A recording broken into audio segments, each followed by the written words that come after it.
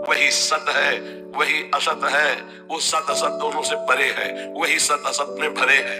कैसे पहचानो? गुरु कृपा हो जाए तो अभी साफ संशय निवृत्त हो जाए। तो ऐ मन भज दीन बंधु, बस जब तक दीनता नहीं आती तब तक प्रभु बंधु नहीं होते। नहीं, वो बंधु की जगह हम उन्हें बंदी कह सकते हैं। जहां दैन्यता आई तो हृदय में बंदी बन जाते हैं, यहीं खेलते हैं। हृदय रूपी निकुंज में सदैव वो खेलते रहते हैं। उपासक चलता फिरता वृंदावन होता है, उपासक चलता फिरता वृंदावन होता है। उसके हृदय रूपी कुंज निकुंजों में प्रिया प्रीतम विहार करते रहते हैं। तभी भगवत रसिक जी कहते हैं, हमारे उर वृंदावन और इस प्रकट वृंदावन से हमारे उर में वृंदावन का प्रादुर्भाव हुआ। अब वो हम जहां भी हैं वो हमारे हृदय में खेलते रहते हैं।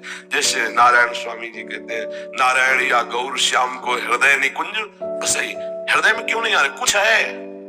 ये बहुत गाढ़ चिंतन की बात आपको कह रहे हैं। जिसके हृदय में प्रभु के सिवा कुछ नहीं है, उसका हृदय प्रभु का निज महल हो जाता है।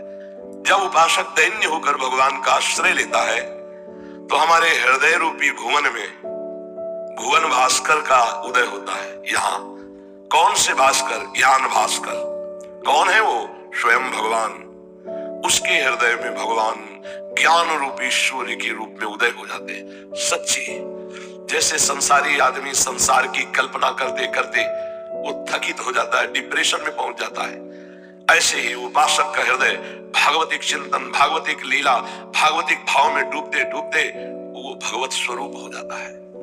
उसका चिन्मय देह प्रकाशित हो जाता है। कुछ करना नहीं होता। सच्ची, ये प्रारंभ में होता है। कुछ करना नहीं होता। बैठे बैठे अपने आप कैसे बताएं? वाणी की सामर्थ्य नहीं बताने की, क्योंकि करे तो बता सकता है, जब हो रहा है तो केवल देख सकता है, बता नहीं सकता। देखने वाली दृष्टि भी दूसरी होती है, और ये वाणी तो बहुत ही स्थूल है, ये क्या बता पाएगी?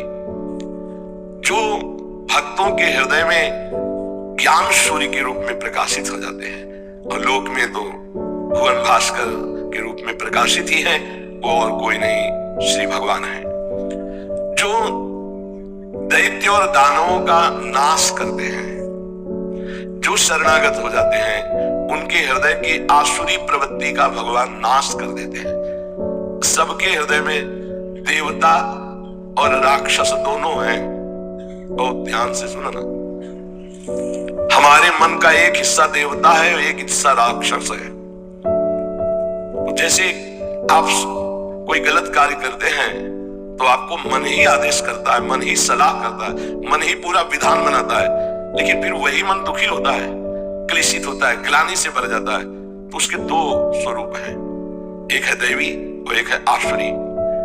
आसुरी स्वभाव, आसुरी बुद्धि, आसुरी मन, ये हमें दुर्गति कराने वाला, पापाचरण कराने वाला, भगवान से विमुख कराने वाला, अधर्म आचरण कराने वाला है। जो भगवान की शरण में होते हैं तो भगवान ऐसी दानवी वृत्ति, ऐसी राक्षसी वृत्ति का नाश कर देते हैं। राक्षसी वृत्ति सुख लेना, दूसरों के शरीर से, धन से, वस्तु से, स्थान से, पद से, व्यवहार से सुख भोगने की इच्छा रखना, इसे राक्षसी वृत्ति कहते हैं।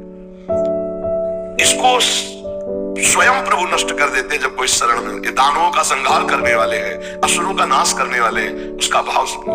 प्रगट में भगवान जब अवतार लेते हैं तब तो दानवों का संहार करते हैं, और जब हृदय में ज्ञान रूप से भगवान प्रकाशित होते हैं तो दानवी वृत्ति, आसुरी वृत्ति का नाश करते हैं।